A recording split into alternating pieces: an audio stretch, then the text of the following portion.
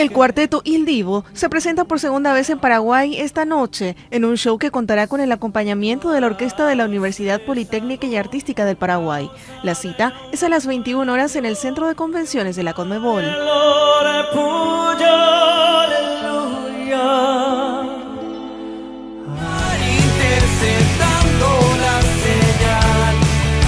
El cantautor nacional Iván Zavala presenta esta noche las canciones de su nuevo disco Ida y Vuelta, compuesto por 12 temas que ya pueden encontrarse en plataformas digitales como Spotify, Deezer y iTunes.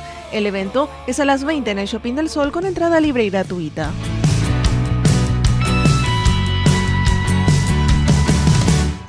Pensé que no era machitas.